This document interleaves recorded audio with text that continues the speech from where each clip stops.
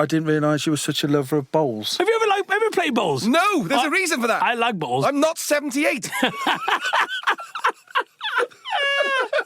A warm, sunny day, nice tuna and cucumber sandwiches at lunchtime. I love a game of bowls. What? Yeah, it's great, man. I can't believe you've never played bowls. I'd be a bit worried that an 80-year-old would bend down and try to pick your head up. It's 11 o'clock p.m. and I'm losing the will to live. Here's Jason Mohammad in that famous Cardiff City shirt. He'll be the one to take the free kick, stands over the ball, 25 yards out. Bellamy to his right, curls it. Oh my word, what a finish! A beauty from Mohammad. Keeper absolutely no chance. So here we go at Craven Cottage, a cold and frosty New Year's Day, and it is Fulham who get us underway. And Hamill picks up the ball and shoots! What a goal! Past the Mansfield Town keeper Jason Trinder and into the top corner with only 7 seconds on the clock. Trinder was still waving to the fans. That has to be a record. Fulham lead 1-0. Cardiff City on the attack down the right-hand side here in Indian Park, heading towards the Grange end. Talisman Phil Stant has the ball, looking for Robbie James, passes it back, finds Robbie James. Now Robbie James is looking for somebody. He crosses in, he finds somebody. It's Andy Gorman, bullet header, back at the net. Andy Gorman scores for Cardiff City in front of the Grange end, and they're bouncing around like Zebedee. Hello and welcome once again to a bit of Blue Euro Trash, the biggest and the best Euro 2020 podcast with me, Jason Trinder. Me, Andy Gorman. And me, Jason Mohammad. Yes, it is me, Jason Mohammad. I'm like the France of the podcast, strong and consistent, and like these two, the Turkey of the European venture, leaky and uninspiring. But when the liquid runs clear, it's all sorted. He was so happy about saying that. I've got some great lines coming up. Exactly. I've worked on that all week. Leaky and uninspiring. Yeah. I'm quite proud of That's that. the best he could come up Anyway, with. lads, I tell you who's not leaky and uninspiring. Alex, we've had a lot of love, boys, right? Yes. We have indeed. We've done 4 episodes now, and the reaction we've had is incredible. Yep. I just want to say a big thank you to somebody like Alex Davis, who said, catching up on another quality podcast with Jason and Andy, the A Bit of Blue boys. If you haven't tuned in, you know what to do. Hashtag A Bit of Blue. He's taken a picture of us looking magnificent in our Hawks gear as well on Spotify. Thank you, Alex. Yes, we love Thanks, that. Alex. We love that, Alex. Legend, Alex. If you want a shout out, use the hashtag A Bit of Blue. We'll give you a shout out. Well, you just have done. Yeah, I go. Well, I'm the professional around here. I'm just trying to tell people what to do. So, coming up in today's show, we have our take on the final matches of the group. We've just watched those, the last 16 and who's going through, and our predictions. We're going to be doing them live on the show. We've got competition winners and more giveaways for you, our wonderful listeners. And you'll never guess what, we'll be talking live with none other than, I can't believe I've got this guy on, with 433 appearances for Everton Football Club and England International. It's only Leon Osman, everybody. Leon Osman. So stay That's tuned gonna be for all brilliant. that. Stay tuned for all that, It's gonna be guys. so good. Yeah. It's Wednesday night. We've just watched the game. We've had a proper boys' night out tonight. We haven't have indeed. Or night in, rather, in a brilliant. studio. Been brilliant. Well, 2 of our sponsors turned up. Andy from QTS and Gio as well from Yeah, Giovanni's big turned shout up out. as well. We've had a curry from the Bayleaf in Llandaff in Cardiff. Greg's been here as well, our engineer. Andy, what a great night we've had. We have indeed. It's a little bit smelly in here now, but it is. Yeah, you're right. It was a lovely evening. Well, It you was a really insisted nice on the evening. booner, didn't you? And Giovanni came in then after that with pizzas. I know, he brought pizzas And as well. pasta. Oh, I tell you what. Breakfast. Mind you. That's breakfast sorted in the morning, yeah, you're right. But what a night of football, Jace. Yeah, it was exciting, wasn't it? We've had some ups and downs tonight. We thought Hungary were going through, and Germany were going out, and Portugal were going out. So, but everything's all settled now. We all the results are in. So, sadly, we've lost one of the home nations, though. I'd like you all to take your hats off and bow your heads in honour of Scotland. Well, it was a great performance against England, wasn't it? But they just didn't have enough today against Croatia. Yeah, and unfortunately, they are no longer with us. And, Billy Gilmore getting the only positive result for Scotland this tournament. And to show my respect as well, I did have the haggis Danzak for a curry. So also. But also, one of the other things happened today as well. We've got to get this out of the way, Jace, with our goalkeeping expert. What happened to Martin Dubravka? He had an absolute nightmare against Spain, didn't he? Well, he did, Jason, really. And you can't really defend him. He's got all sorts. He's got in all sorts of problems. Whoa! Wait there. You're not defending a goalkeeper after what we've gone through with you the past couple of podcasts. When it comes to studying and giving you my opinion on goalkeepers, then as an outfield pundit, like anybody else would do if a defender makes a mistake or a striker, God forbid, makes a mistake, then I shall tell it as it is, Andrew. And Dubrovnik, was that the capital of Croatia? Yeah. Dubrovnik, yeah. What's he doing though? It's like as if he's playing volleyball. He just punches it into the net. He's flapping around on here all over the place. Well, It's bizarre, isn't it? It's gone up. Come on, Jace, you can't defend that. I did say, Jason, You can't defend that. that I couldn't defend that No. because he's got it just a little bit mixed up. He's got it confused. What's he trying to do then? He's obviously tried to tip it over the bar, but he's not understood the law of gravity and the velocity that the ball was coming down back at him. And, Slovakia in the Olympics for volleyball. and he's ended up slam dunking it like Michael Jordan into So the back is that of the what he net. tried to do then? Tip it over the bar? Yeah, he's tried to tip it over the bar as it's come down. But instead, he's smashed it Roger Federer style into the back of the net. Absolutely. Roger Federer. Roger Federer. Who framed Roger Rabbit? I reckon he was that was his interview or his whatever it is for the Slovakian Olympic volleyball team. You think? But we have seen, remember there was another one, the Hungarian goalkeeper, and he won't be too happy today for the first Germany goal because he's come a-flapping. Yeah. But do you think Manuel Neuer should have saved that shot as well tonight as well? I think you said soft hand, didn't you, at one stage? No, it wasn't that one. It was the second one. That's right. Hungary scored immediately after Germany had scored. And obviously the Hungarian players racing towards the ball, as is Manuel Neuer, but he just doesn't spread himself for me. Yeah. He makes himself. He's a big bloke. Yeah. He needs to make himself a lot bigger. And what about Lloris actually karate chopping? Yeah, I don't know about that one. I think he's unlucky. You know, he's committed. They're both committed to go for the ball. I think he actually gets there. Does get the ball just at the same time, if not fractionally just before. Yeah, I'm not very happy with that VAR decision, I'm afraid. And what about the Mbappe run in the box? Semedo. And again, you know, I thought VAR this tournament hadn't been too bad, and the referees had sort of done quite well. Yeah, but do you think tonight was a pivotal VAR night then? Definitely. No way they were penalties. Yeah. I mean, the Mbappe one, I just don't get that. And I think, was it your friend that we were talking about who was commentating? Was it Savage? Or was that on the other game? The decision was Savage, yeah. No. That's right. Jason? Well, I was trying to work out which friend of mine. Yeah, so were we. We were trying to work out. Is he a friend of mine? I don't know if he is. Have you got a friend called Robbie Savage?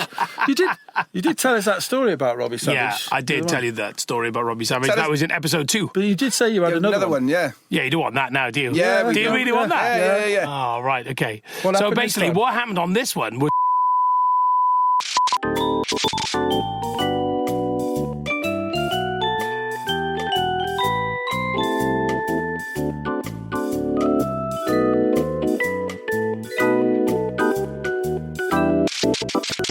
No way.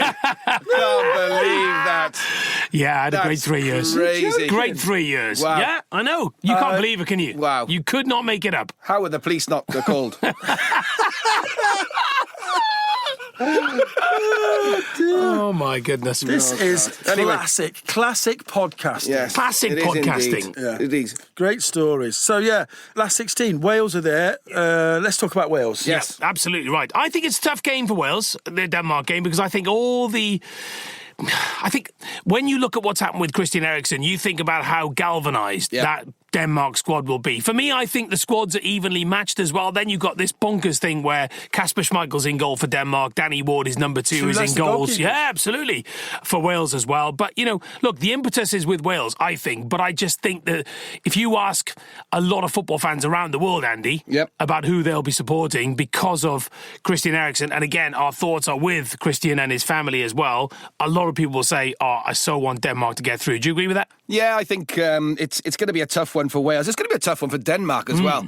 Because they're both, as you said, very similar squads, very similar teams, the way they play. It just depends on what Denmark turns up, I think, first and foremost, whether the situation or the emotions that come round to them and how they feel. And the same with Wales, though. You know, we just need to pick the right team against the right squad that are going to be in front of them. And, you know, it's just going to be I think it's going to be a really good game. It is, yeah. And obviously, like you say, you've got there's two teams similar. With Wales, what they did in 2016, and Denmark, what's happened to them, but also what's happened similarly in 1992 when they actually went on to win it because they were called off the beach, if you remember. Yeah, that's right. They were, weren't they? Yeah. So, you know, they have got it in them to galvanise, like you say, and go quite far in this tournament. But that's going to be a fantastic game. It's on Saturday, is it Saturday? Yeah, Saturday. 5 o'clock. It's the first one, isn't it? 5 o'clock, yeah. So just going back to the Italy game, you know, we looked at the team that Robert Page picked, and, you know, it looked pretty positive, looked all good in my eyes. But then, unfortunately, the goal that went in, I thought was conceded because me, obviously being a defender, we got beaten on the near post. When I say the near post, the first man got to the ball. Yeah. That just can't happen. At international level. It can't happen. And unfortunately, it was Morale who was there. He was facing the wrong way. And again, it's one of those situations that you're in where you just can't let that happen at all. It's crazy. I don't know whether I don't think he was facing the wrong way. He was just flat-footed. He just wasn't ready for that ball coming in, and the Italy strikers were a couple of seconds. If you watch it back, he was facing the wrong way. Was he? Definitely, and flat-footed. But you just can't do that. But again, as coaches, you would, you'd be coached to that point, to the fact that he'd have certain people right at the front and just say, the ball doesn't pass you. No way in the world. And it did. And unfortunately, that causes a goal. Otherwise, it's a 0-0 draw. And it's a learning curve, isn't it? Especially for players like Morel, because you just cannot give players of that calibre. That's my point, though. I think going on to this Denmark game, he needs to see that. Robert Page, and he really needs to see that and think, OK, fine, do we need to put someone else in there who can actually, you know, who's got the experience, who's been there before and who's played at a higher level, that sort of, because it takes one mistake like that and then we're out. So do you think he'll go back to, or do you think he'll start with the same team that started against Turkey? Oh, that's a good question. Whether he goes back to that formation as well and playing Kiefer up front? Yeah. I think he has to. Yeah. He absolutely does, yeah, because I think Kiefer could potentially win that battle against those Danish defenders as well. You know, and I think as well, that's the way we have to play now. I mean, I know we played 5 at the back or, you know, 3 centre-backs and 2 wing-backs in Euro 2016, but I think our formation has changed over qualifying and we now have become that team that has a focal point up front. And I think Kiefer's a handful, especially for those Danish defenders. Well, and also, the thing that worries me slightly, and not necessarily with the way that Kiefer or any of the other players play, is obviously you've still got this booking system that's in play where they don't get scrubbed off until the quarterfinals. So if any of those if Kiefer gets booked again, he's missing the quarterfinals. And I think Ben Davies is on a booking, Joe Allen's on a booking. I'm not too sure whether Ramsey. But I don't think you can be dictated by that sort of thing in the last 16. No, you just got to go for it, haven't you? But exactly, of course you can't. But what you do is you get into a situation again where you're getting into the latter stages and key players are missing out because they've picked up 2 bookings in 5 games. Yeah. Now that to me seems like it needs changing because, you know, players, you know, train hard and work hard to obviously A, first get to play for their country, and B, start to, you know, get to play in these big tournaments. And if you're picking up a booking in the first game and a booking in the last, and you get through and you're booking in the last 16 and you're missing a quarter final just because you've picked up 2, and most of the times not even bookings, by the way. I just think, he's looking at too serious for this podcast. Let's move on. Thank you. So, Anne, do you think as well, though, they'll go back to the same formation and the same lineup? I'm not sure about the same lineup, but I think the formation will be based around Kiefer Moore. I do, very much so. I think the team that started on Sunday against Italy, you know, Gunter's probably going to come out of there with Ben Davies going to come in. Ampadu obviously not going to be able to play because of what happened on that stamp, and again we'll come on to that now in a second, because post that happening, there's, you know, the Lukaku stamp which happened in the Belgium game. It was very similar, wasn't it? Very similar. Very similar. There's a few. Absolutely crazy. There's a few similar. All we're looking is for consistency. Anyway, back to your point. I think there's going to be a couple of changes around there. And again, do you play Morel? Do you not play Morel? Do you bring someone else in there? Do you, Joe Allen and Ramsey? Do we drop him a little bit back further and then play Kiefer Moore in that position? Dan James has got to start. Roberts, yes, okay. And then do we go back to the Mepham Morel? Rodon at the back. So yeah. There's a number of. It's good though. He's good. He's got that decision to make, and we've got the players who actually fit in. Sorry. No, great point, Andy. Well made. Jason Netrash Trinder. So yeah, listen. England coming up as well. We'll go through the home nations first. England get through. Top of the group, no goals conceded. Yeah. Jace. You see, I think now, if that was any other country, we'd be saying, fantastic, look at them. Yeah, They've not conceded any goals. They're looking good. They're looking strong. But for some reason, the English press are still saying, not too sure about this England side. I happen to think, and we'll come on with this with Leon later, because he's played for England, of course. I think they'll get to the semi-finals. I think they are building momentum quite nicely. Yep. I think the first 20 minutes... yesterday evening, I thought they were brilliant, especially Jack Grealish. And we've been saying on this podcast, haven't we? We have indeed. Grealish has got to start. Well, that's the thing as well, is the fact that we have been talking about Grealish having to start. When he got put on in the last game, the crowd went crazy, and you could actually feel, across the whole of that ground that that's exactly what they wanted to do. So, yeah, you're right. I think he's got to play Grealish, but then... You can play Grealish all you want. In the first 20 minutes, they were fantastic. But what happened? Second half? Exactly. But why did they switch off? It wasn't even the second half. It was the end of the last 15 minutes of the first. They just stopped doing things that they were doing. And Grealish creates that goal for Sterling. In however many minutes it was, right in the first 15 minutes, and then they stopped doing it. Yeah, you're not going to be able to do that. Was that because he made too many changes, do you think, as well? Because he brought on a lot of players as well and just disrupted that momentum, do you think? Well, continuity, I think, and that's the thing. He's changed the team around for every single game, and now he's got to think, right, okay, who am I going to... What team am I going to pick against Germany now? Well, he's got more headaches now, isn't he? Because he's put Maguire back in, he's put Henderson back in. Yep. So, Well, here's my notes from the game the other night. And I don't think Henderson's fit at all. You don't think so? I don't think he should. Maguire looked fit, though, didn't he? Yeah, he did. Yeah. Fair play to him. He did. He actually looked fitter than he did before he got injured. He looks a little slimmer as well, doesn't he? Yeah, he does. That's what I mean, yeah. He's trimmed down, isn't he? Very much like me. Here's my notes from you. But he can pass. Yeah. And Ed. Yeah. My notes from the other night are Grealish, first and foremost, and then my second note, because then they stopped doing what they were doing, was the fact that Lee Dixon, who was commentated, turned all Partridge on us. Did he? What did he do? He said, well, if you got grass in front of you, play on it. I was like that. Right, that went down straight away. If you got grass, play on it. Yeah. Fantastic. What he actually said was... Thanks for that, Lee. Yeah. Well, I'll do that again. He said, if you got grass in front of you, run into it. I thought, that's proper Partridge, that is. Brilliant. No, I did think that England got off to a flying start as well, but for some reason, second half, it was almost like as if they thought job done. And what is happening to Harry Kane? When I tipped him as the Golden Boot winner. Yeah. That was crazy. That stat that came out yesterday was the fact that he hasn't had a shot on target up until about 36 minutes into the first half. And that's across the 3 games, That's mad. I think, I don't know whether it's the way that England is setting up England, it doesn't really suit Harry Kane, but I think he can't drop him, that's for sure. He will play him.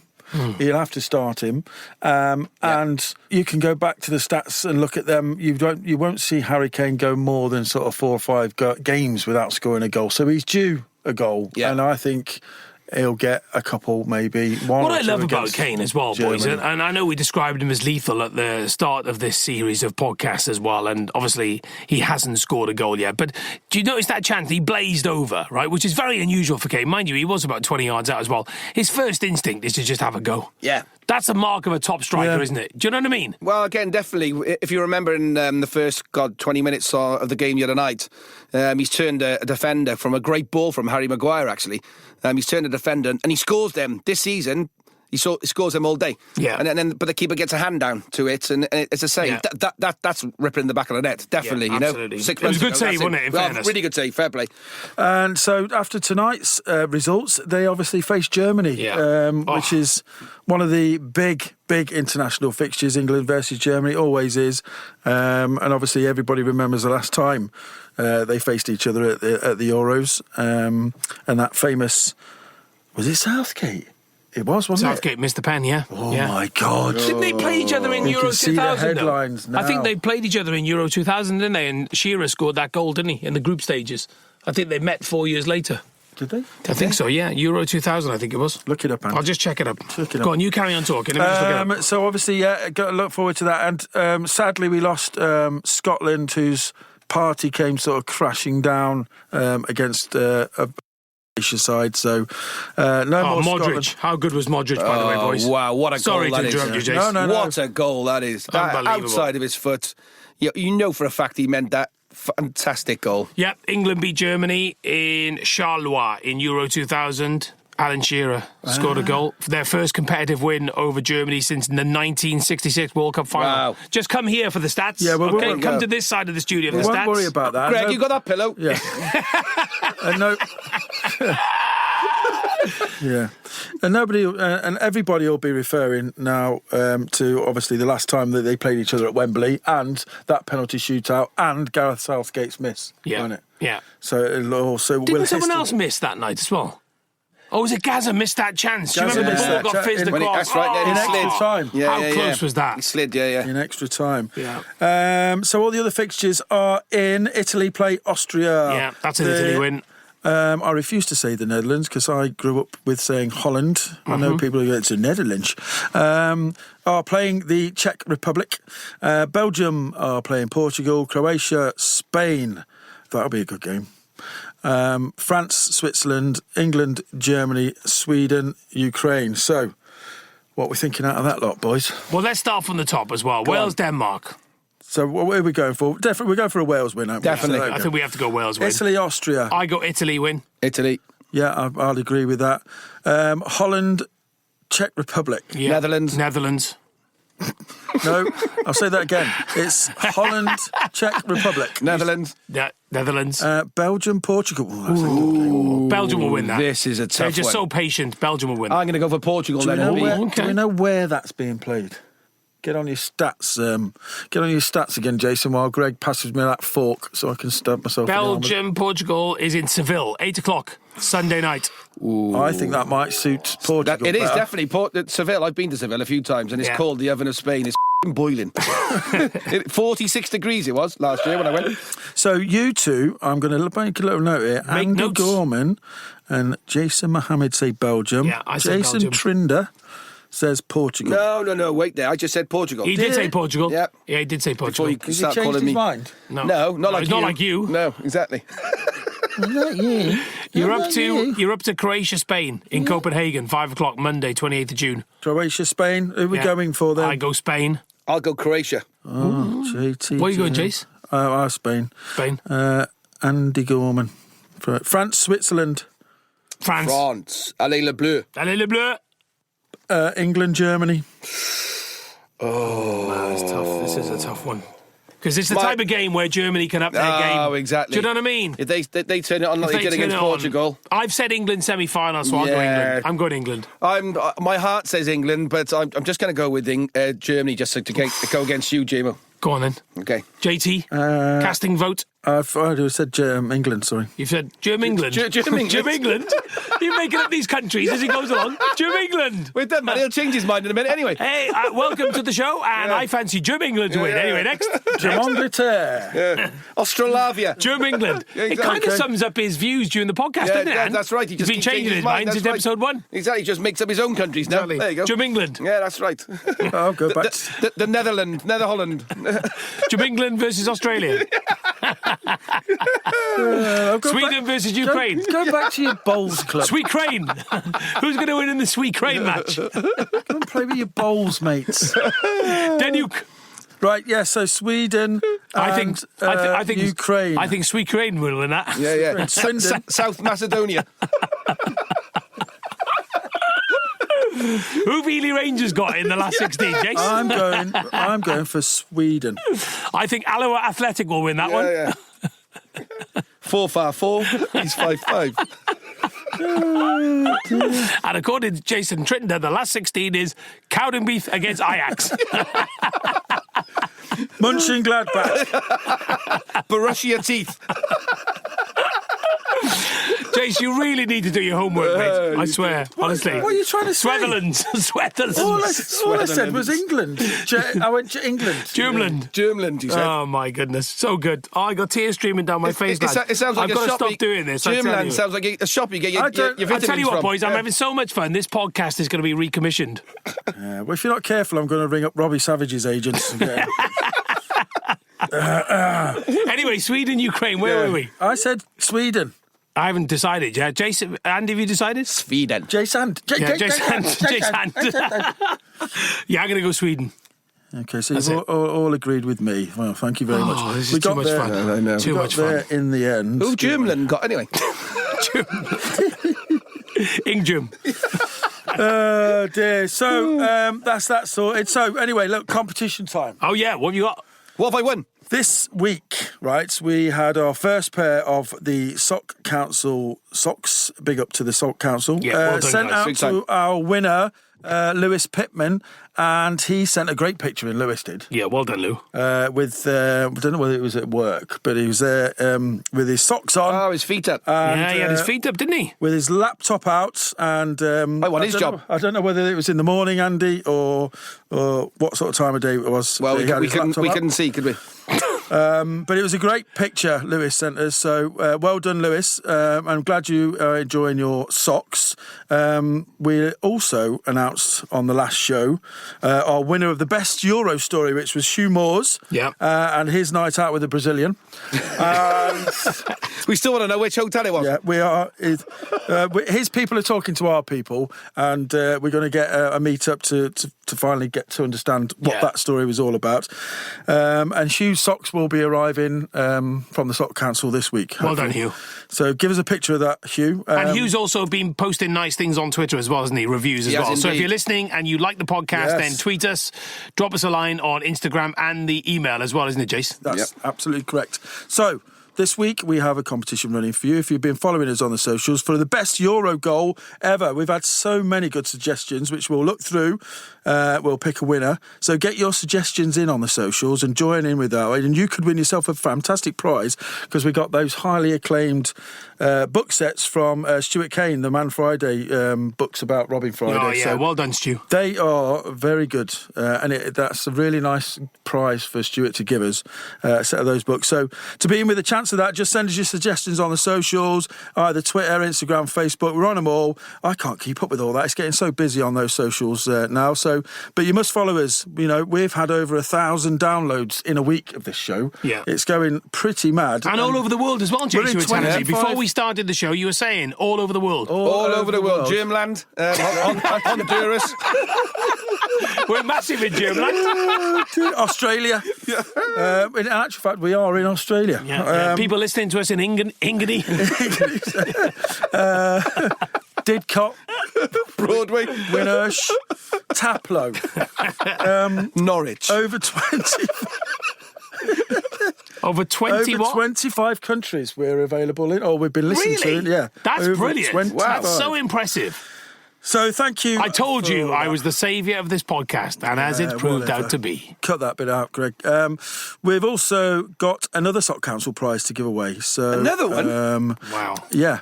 Can we still please get prizes that I can actually win? Don't wear socks. Well, we got some books, but we know you can't read. No, I'd rather the socks. I've only got one sock, and that stands up on his own. Yeah, me. So that's that competition winners. Thank you all very much. Yeah, get in touch with us. Make sure you go and visit the website www.abetterblue.co.uk. Subscribe. That's really important, so you can find out all the good stuff that's going to happen. Right, I think we should introduce our guest. It's only Leon Osman, everybody. Leon Osman, Leon.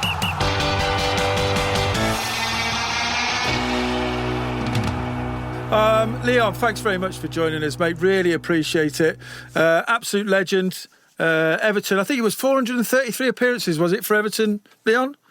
Am I right? Did we get that right? I'd love to humbly say I haven't got a clue, but it was the exact same as Dixie Dean, so it's one I do know. Yeah. Look at that. That's one of those, isn't it? There you go, clang. Yeah, Clanging already. He scored one or two more goals than I managed. I've got to be honest. How many goals were you up to there, Leon? I think it was about 40. Wasn't it? 63. 50. Right. No, it wasn't that many. 50, late 50s, I think it was. Favourite goal, Leon, out of all that? My favourite one was a tap-in. Was it? Against West Ham. It was my 400th game. I was captain. I ran the length of the pitch. I just about edged out Kevin Nolan in an old fogey's length of the pitch race. And I slid in at the back post to a Sammy Eto'o cross and we won the game 2-1, but at the Gladys Street end. So brilliant. It was a tap-in, but it was the way I felt after it. It was easily my favourite goal. Brilliant. I mean, we'll get onto the Euros in a second, Leon, but obviously there's a lot happening at the club, Everton. A lot of shenanigans, should we say, with the managerial thing. Carlo going over to Madrid. Has he actually been appointed? Yes, he has. Yeah. And then every man and his dog seems to be associated with the Everton job at the minute. We've got Moyes, he now probably touted to his name was banded around the other day. Nuno, who was today? Well, obviously Benitez. What do you think about all that? Who do you think's going to end up there? Well, I don't know. Quite often there's one candidate that really does stand out when you're talking about a job the size of the Everton job. But as you've just mentioned, there's quite a few. We've got to get the right man at the helm. We've had, as I said, 5 or 6 different managers bring in 5 or 6 different styles of players or ideas of players that they felt would make their team run smoothly. And now we've got a lot of different style players that don't necessarily all complement each other. We've got a centre forward that wants crosses, but we've only got one fullback that can cross the ball. We want James Rodriguez on the ball, but we don't play a possession style football. So whatever the outcome is of the next manager, with the club moving forward, we have to think about the same style with regards to players bringing in. Go on, Andrew, ask your question. I was just going to say I reckon I know what this question is going to be about. It's not about big Duncan Ferguson. No, that comes later. It was just going to ask Leon who he thought would be specifically what manager who you would like next. If there was one that you could pick now that's available, who would it be? That's available. That's the thing, isn't it? Who's available? Nuno's out of a job. Eddie Howe's out of a job. These are young-ish managers that still have a lot of hunger and a lot of desire. And I think that's what the club needs. But I just want somebody that's not at the start of the career, certainly, but, has still got a lot to do, a lot of hunger, a lot of desire to be successful. But also, you don't want it to be their first job, but you want them to have that hunger to succeed. Yeah, I think you're right. I think it's going to be Benitez, though. If the papers are... I think the papers... You've gone completely the other way. I think everybody would be crazy, wouldn't it? Everybody seems to be saying Benitez got the job. But anyway, well, let's move on to the Euros, Leon. Obviously, we're at the exciting stage now. We know who's going to be in that last 16. No real surprises, I don't think, for the teams that have gone out. Obviously, England and Wales have qualified. Unfortunately for Scotland, they just missed out. So, but what do you think of it so far? I think the tournament's been great. I think I was unsure about the third place qualifiers going through at first and what that would mean for the tournament. But I think that, it's made the last group game that we've seen, pretty much every game, there was something up for grabs. Everybody had something to try and achieve. Not sure how it's working out with first playing thirds and second places playing against each other. It's crazy. Yeah. It certainly made that third round of matches a lot more exciting. And, once you get into the knockout stages, you're going to have to win at least 2 or 3 maybe difficult games that you could play up against anybody. So, we're here now. The 2 of the 3 home nations are through. And I think that we'll both be quite pleased with the eventual draws. Should we start with a bit of Wales then? Leon, what have you made of their campaign so far? And have they got a chance against Denmark? Of course they've got a chance when you look at the players that Wales have. Ramsey and Bale with a shining light.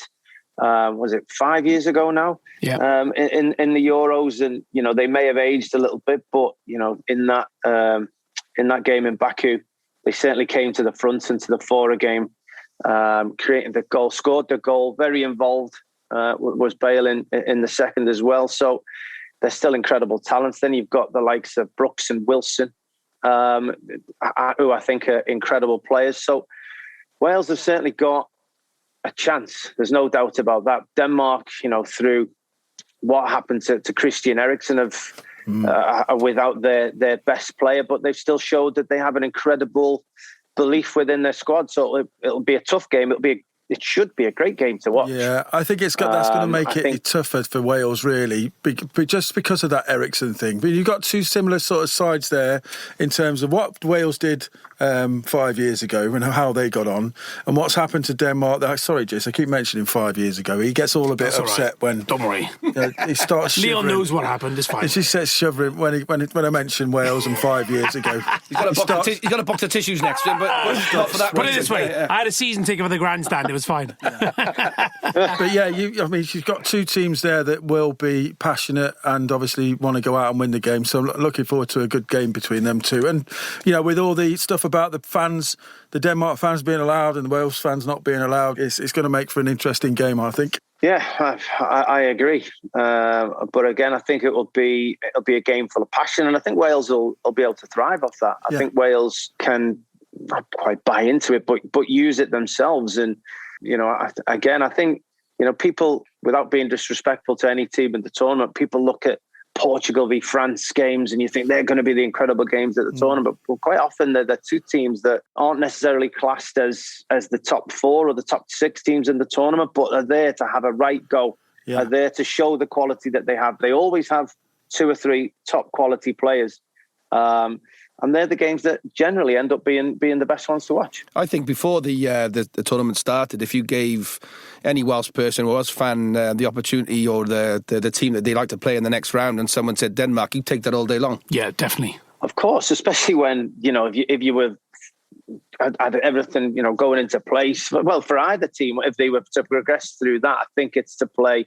Was it Holland or the Czech Republic in the quarterfinal? Again, you'd be thinking, well, if we can get through this, that's a game that we've got a chance in. So, it's worked out very well. It was a very positive group stage for Wales, finishing second, not taking that third place qualifying route to go through. Going through in second place has worked out very well. And England, obviously, the normal stuff. A lot of people not so happy after two games, but ultimately... England finished top of the group. They haven't conceded a goal. And Maguire's come back. Henderson's coming back. And they've got Germany in the last 16. So and apparently it's still coming home. Is it still coming home? Yeah. Hey, don't be like that, Jason. It is. There he is. But it's funny with the Germany side. Obviously, we've just seen them tonight get a draw and a battling draw against Hungary. A decent Hungary side.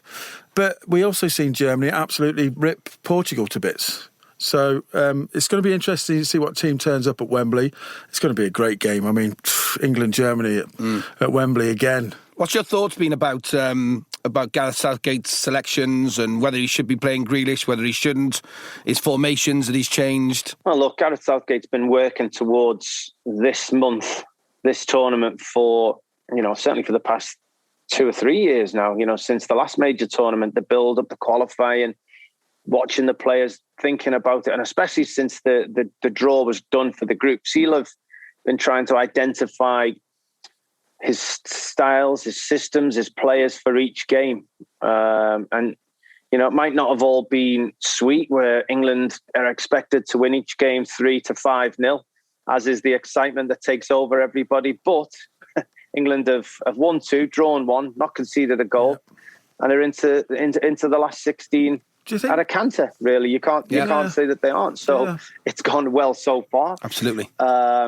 I wouldn't necessarily have made all the decisions he has, but I've not been studying as astutely as he will have been. And you certainly can't argue with the results. Yes, there were moments where everybody will have had an opinion about how to break Scotland down, especially when they were being so stubborn defensively and not giving England any space in front of the back four. There were there were different ways to go. But the reason that people are having those opinions is because the strength of England's squad. There are so many different options, which is unusual. In the past, England put a first 11 out, and if things aren't going well, there's one or two subs that you can bring on to change the game, and that's basically it. But not this tournament. You could have brought Grealish on as they did. You've got Sancho that could have come on. We didn't even bring on Calvert-Lewin, who could have been in the mix to head things for a team that defend deeply. We've got Bellingham. We've just got so many different options that it'll be interesting to see. Now we're into the groups. Now we're into the knockout stage. How he uses it. I hope he's thought before the tournament, and I'm pretty sure he will have. Of if he faced any particular side in the tournament, roughly how he would go about beating them. Not just be surprised that we're playing Germany now. What am I going to do? Before the tournament, the thoughts would have been there. If we happen to face Germany, our best style will be to play it this way. And obviously, you've learned some things from having watched them in the first couple of games. But I wouldn't be surprised if he'd already settled on a plan of how to beat any team who's to come up against at this stage. It's now how he implements it, how the Mason Mount and the Chilwell thing affect things, how an injury may have, how having Maguire and Henderson back in the team affect things. But there's certainly no doubt that England have a very, very strong squad to choose from and should be very confident, because I actually feel England will play better against a better standard team. Yeah, where absolutely. I was just thinking that. And one of the players we've picked out as well, Leon, is looking at the player stats from the game tonight is... No, we're going to pick out Toni Kroos, right? Because obviously, being a midfielder here, right? We're going to pick out some stats here because I don't know how you feel about Kroos, but for me, he's one of the best players in the European Championships. Looking at his stats in this game, this crucial game tonight against Hungary, 91.6% success rate when it comes to his passes, his direction, 27% of the passes went forward as well. 4 key passes. I mean, this fella is a class act, isn't he? And he's the danger man, isn't he, for Germany against England? Well, he's the danger man, and very similar to his teammate Luka Modric, who they sit and they probe and they pass, and most of the good work will come through them. Yes, you'll have runners at the top end of the field, and yes, you'll have people moving wide or strikers, but generally, if it wasn't the key pass, it's the one before that Toni Kroos sets the whole move in motion. So just like against Croatia, he'll probably be the midfielder that Gareth Southgate will identify to nullify the spaces. Don't give him time. If he does find himself with time, the defence will know they have to drop and not concede spaces. Can't allow pace in behind you. But yes, Toni Kroos is probably the standout player of the team. But they do have others. Havertz has been criticised in England, I'd say, this season, but he scored the winner in the Champions League final. He scored again. Right. Crucial game tonight. This evening for Germany. He's a top quality, of course. He's a top quality player, and the German national side, they have top quality players in abundance. And as obviously you've seen a lot of the other games, Leon, is there any other teams that people are talking about, the Italys and the Frances? Any other teams that you're thinking might do well, go all the way? Well, I've loved watching Italy. Yeah, I really have. Their style of play, their pressing, even the fact that, their front three, or even, the front three and the two energetic midfielders, I think it's Barella and Locatelli, they run around like crazy, exactly what a manager would want them to do for 70, 75 minutes. Then as soon as they're winning, that'll do you. Come off. I'll get fresh legs on. You're going to do that. I want you to give me 110%. Until you can't do it anymore, then I'll bring a squad. Don't manage yourself through 90 minutes. I want to see the best of it. I've loved watching Italy. Holland have been good to watch. Holland. Leon's just said Holland. Yeah. First time in a long time I've heard a person use the word Holland. Why is everybody saying they're the Netherlands all of a sudden? Nobody calls them Holland anymore, apart from me and Leon. No, all right, okay. Me and Leon? Yeah. Me and my mate Leon.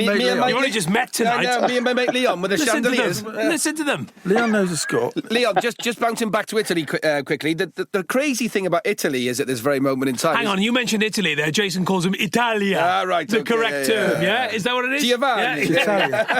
Get it right. At least I don't call Australia in the tournament. Yeah. Okay, Let's not go there. Leon, I was just basically saying the fact that maybe in the past tournaments that we've seen Italy, the majority of the players have been household names.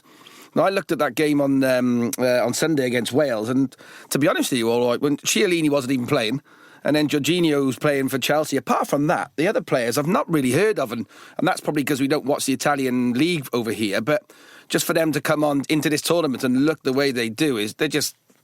I was going to say fantastic then, but I use that word quite a bit. But they're fantastic. They look quite difficult to beat, don't they? So they do, but they've got no superstars. Yeah. So every player within that plays without that ego of being a superstar, which means that everybody knows that there's no passengers defensively. And as much as you all want to play and you want your main man to stay up and score goals, everybody wants to make sure that they're working as hard as everyone else. You don't want to be seeing that you're working really hard and your teammates getting an easy ride. That's not the case at Italy. They work to a man until they can't run anymore. And it's defensively, it's an attacking, it's pressing, it's dropping, wherever it might be. They're playing without that ego. But there's no mistaking that they are a quality side. They've got some really good players. Now, if they get to the latter stages, whether that will be good for them, that they haven't got that superstar to turn to when they might need somebody to stand up, or, they've got a team full of them actually that they're playing under the radar, that they all stand up. We'll wait and see, because they've not really challenged themselves, with no disrespect to the teams that they played in the build-up. They've got this incredible record of games unbeaten and winning consecutively without conceding a goal. I think it's 11 now, but they've not played the top sides within that run. They've chosen to build confidence in a different way. It served them well. People are talking about them defensively, very good attacking. But it'll be interesting to see them up against in the latter stages of the tournament. But you can see them beating Austria, right? Australia. So, throughout this podcast series, Andy once called them Australia, so it's kind of stuck really, Italy against Australia. Yeah. But you can see them getting past Austria quite easily. 8 o'clock at Wembley, Saturday night. Yes, you'd expect so. Yeah. Especially from what I've seen from both sides so far. I think Italy will have too much for them, and then we'll wait to see what happens after that. But I would expect them to beat Australia, definitely. Yeah, nice one. See that? He's so good. Like that. He's quick. Exactly. He's on my wavelength, Leon. Yeah. Don't you worry about that. Joe Mangle, head coach. Yeah. Bouncer the dog as the mascot. Right. I'd better tell you what I was going to say, because I've watched a little bit of the Sweden game. Sweden, look, Andy, I reckon that Sweden have got a chance of sneaking in there. I think they got the Ukraine. Have they got Ukraine? Ukraine, yeah, Tuesday night. And all of a sudden... Well, they played the IKEA formation, didn't they? The flat pack 4. Yeah. Oh, wow. Is Ibrahimovic still playing? Is he up front? Oh, well, yes. This leads us on. This leads us into something, actually, doesn't it? That game, that's... Did you know, Leon? That first England cap for you against Sweden in that game with that goal. Yeah, I remember that. It was bittersweet. It was an amazing time to get me first cap at the age of 31. Even my son was there to see it. Not many people can say that their son was in the stand to watch their first cap. So I was very fortunate in that sense. And it was going great until about the 79th minute when Zlatan just decided to turn up. Yeah, right. I think he scored 2 or 3 goals in 10 minutes. One of them was an overhead kick, seemingly from the halfway line. Yep. And stole the show, as you'd probably expect from a man of his... Amazing player. Of his character. So... Brilliant. Just quickly then, I'm going to give you a little bit of a challenge here, Leon. I've got the last 16 game in front of me. You've got approximately 3 seconds to answer every single one, and I just want a winner out of each game. Okay, you ready? Yeah. Wales, Denmark. Wales. Italy, Austria. Italy. Holland and Czechoslovakia. Netherlands. Holland, Czechoslovakia. What is it? Holland, 1981. Czechoslovakia or the Czech Republic? Czech Republic, sorry. Yeah. Czechoslovakia. We'll lose that in the edit. Great. No, keeping that in. No, keeping that in, definitely. Listen, you're putting him off now. You're giving him time to think. Shut up. Holland or Czech Republic? Holland. Belgium or Portugal? Ooh. Belgium. Ooh, bit of a hesitation there. Croatia, Spain. I'm going to go Croatia there. Wow. Just in the time limit there, Leon. France, Switzerland. France. England, Germany. England. Sweden, Ukraine. Coming home. It's coming home. Oh, Sweden. Funny that. You've gone for Sweden. every single... Favourite. Home. Well, what's classed as home team? Home. All the teams that are first, basically. Well. Yeah. I think that'll help, to be honest. That having their fans in the stadium. Sweden are so. You mentioned it before with their IKEA flat pack forward. They're looking so organised defensively. 2 banks of 4. The 2 guys up front. Very difficult to break down. They had, I think, 20 minutes against Poland where Poland put them on the back foot, but. Other than that, I thought they were pretty good in that game. Can you see England? I've been saying that I think they're going to have a good run in the 2020 European Championships. I think they're going to get to the semi-finals. I've just got this feeling, at least the semi-finals. What do you think, Lee? I hope so. I think that when the tournament started, everybody had that thought and that hope. I think that the fact that there's not, despite their attacking talent, we've only scored 2 goals. I think that's what's maybe dampening people's thoughts. But I've said it before, I think that England will be better playing against better opponents. I think when there's more spaces to play in, I think England's talent will just run riot. I think we'll be able to run with that. I don't like to get ahead of myself and put the proverbial jinx on the team, but I think England have got too much for Germany. I really do. And then it would be, I think, Ukraine or Sweden. A different style of game in that, and then you do start to get carried away. So I'm going to stop myself there. But I do think that England have. I just look at the talent in the squad, and I agree. And, if it's managed well, if it's horses for courses. I don't always think that you need to pick the same team for consecutive games. I think we've got a squad of players that can be rotated. You look at Chelsea and Man City, you wouldn't expect those to play the same team Saturday, Wednesday, Saturday when you've got the array of talent that they have. So I'd expect to see that we pick horses for courses. What an occasion it's going to be, though, isn't it? Tuesday night. Wow. Yeah. Huge. Absolutely. And Leon, again, just before we have to sort of wrap things up, you can tell us honestly, is it annoying you how often Jason goes on about his free kick that he scored at Cardiff City? Because it's doing our head in. Has he ever mentioned it to you? Has he ever mentioned it? Of course he has. Do you know what? I don't think he has to me. What? There we go. There we are. Now then, let me tell you what happened. What happened? You had to open that can of worms, didn't you? See, Leon and I are far too busy getting ready for the shows, aren't we, Lee? We're far too busy doing our prep and our analysis. I haven't got time. He's too busy telling me to be quiet and take it seriously and stop messing around. Exactly, Lee. I tell you what, boys, I tell you something that Leon Osman does more than any other pundits when we're doing Final Score, and more than you two clowns as well. Leon always brings sweets, always brings top-class confectionery into the studio before we start. You were Toblerone first. Yeah, but that was like first show. I haven't seen anything since then. Do you remember that time, Lee, on the FA Cup show? Remember that FA Cup show? You brought in bags and bags of sweets. Yeah, I think they're still under the desk. I don't think anyone took them still. It wasn't the chocolate-covered drumsticks, was it? No, they were nice, they were. Chocolate-covered drumsticks. Bar, that was nice, So he hasn't mentioned the goal to you. Well, no, listen out for that I'll story. phone you later, Lee. I'll talk you through it. God. I'll send you the link to my YouTube goal. That's 2 hours of your life you're never going to get back. I was only joking. I was just expecting him to go through the whole thing again. God. Well, Leon, if you ever have a problem sleeping, then give him a call. He'll tell you it. Then you'll be gone straight away. He even had... Yeah, don't worry. I've got the story recorded.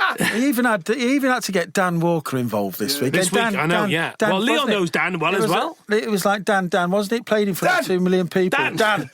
Basically, Lee, they didn't believe me that Dan put it on Football Focus the following Saturday, right? 2 million people. 2 million people. 2 million people. So I got Dan involved on Twitter and I said, true story, ask Dan Walker. And Dan said, yeah, it's a true story, lads. Shut you up, didn't it, you two?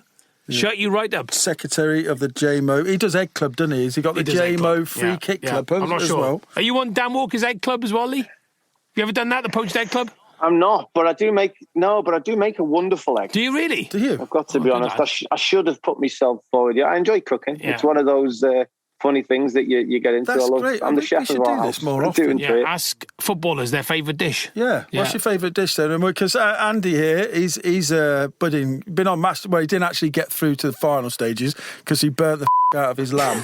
Sorry, Craig. Sorry, but I think you should leave that in with a bleep. That would be funny. He actually cremated it. Well, I was too busy cooking my lobster. And on the first show as well, if you listen back to the first episode, Leon, he said, I remember exactly where I was when Wales beat Belgium in 2016 because I was cooking a lobster in the kitchen. Oh. It's just unbelievable. But anyway, sorry. Favourite dish then? What are you good at? Poached egg, is it? Risotto. Nice. Fancy. Very nice. I love a risotto. This is great. We're going to ask other guests. All our special guests now, yeah. Favourite dishes. Risotto.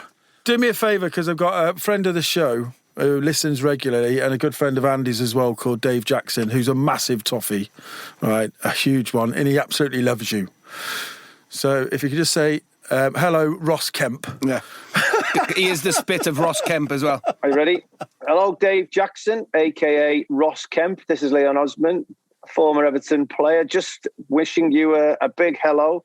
Hope all's well. Amazing. Amazing. Thanks, Leon. Thanks, Lee. Superstar. Thank you, Thank brother. you very much. Well, Lee, great to see you. Thank you very much indeed. You look like you're summering well. No Top problem. man. Thank you very much indeed for joining us, Lee. Not a problem. Thanks very much, guys. Thanks, Great to see Leon. you. And enjoy the rest of the tournament, man. Cheers. Fingers crossed for all of us. Okay, ladies and gentlemen, Leon Osman.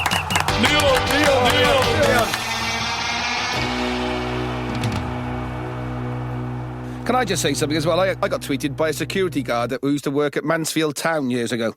And he said, is that the Jason Trinder?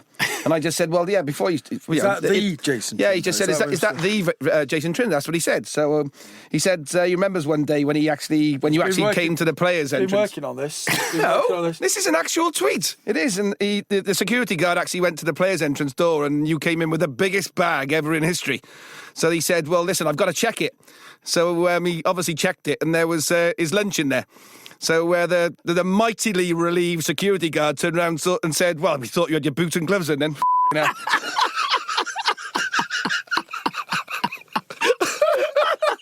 I could tell he'd been working on it because he moved into the mic for the punchline. Yeah. He did that thing. He did that thing the comedians do. There you go. That's very good, though. It's made me laugh. Very good. That's made me I knew laugh. exactly where it was going. You got your boots and gloves in there, yeah? Thank God for that. Oh, God. See, he can give it, but he can't take it, can he? Oh, God. Oh, dear. Right, where When were he we came in with the before? takeaway tonight, you know we had a curry tonight, I was genuinely worried he was going to drop my boona all over the kitchen floor. I almost did, outside. When I got it out of the boot. Yeah. Oh, very good. Very good. But I thought Leon was brilliant, guys. He was. He's such a lovely lad, isn't he? He is, yeah, fair play to him. And That's you right. forget just how wonderful. He was a very consistent part of Moyes' side in that Everton midfield as well. Oh, and a God. very successful Everton side as well. Reached the cup final as well. He was kind of like a silent assassin sort of thing, wasn't he? Yeah, Kind of like yeah. he wasn't like he scored some fantastic He wasn't goals flashy. and He wasn't flashy, you're right, Exactly. but he was Mr. Consistent. Yeah. Wasn't he? You can see that, even when he's talking to us, you can see that. Totally. I'd definitely take him home to see my mum. Yeah, and also in that midfield as well, because Fellaini was kind of like the ball winner Yeah. there as well, and Leon just kept it simple. Yeah, he you know. did. But again, he's made a living out of just being that consistent Yeah. player who was probably getting, like me, like the 8s and 9s out of 10 every week. Yeah, absolutely. And do you know what, Jace, as well? Just a lovely... thrown at you. And also, Jace, just a lovely guy. So well done, Jace, for fixing Leon Yeah, Osman, well done, because, well done. this contacts book of yours is Leon, bulging. Leon- You're making use of all these Me and contacts you've Leon got. go back a Next long week, time. his brother, Donny. So that's about all we've got time for on episode 3. We've got our sponsors, which we'd like to give a quick thanks to again. Obviously, the guys that came in to see us, Giovanni and QTS Brilliant. today. Also, iStadia and Hawks, those two guys. Massive thank you. Also to Zenith Kestrel Construction. And not forgetting, of course, our charity, the Motivation and Learning Trust. Thank you to anyone that's donated to them last week and this week as well. All the details are on our website, www.abetterblue.co.uk. Go there, subscribe, and get all the details of what we're up to. Thanks for all your lovely messages about the podcast. I can't keep up now, lads, really. Thanks to Greg, our sound and audio engineer, Stuart as well, our music producer and editor. Thanks to Leon Osman, and thank you for listening. We'll be back next week with the quarterfinals. Goodbye. Brilliant. Bye! Well done, Jace. Well done.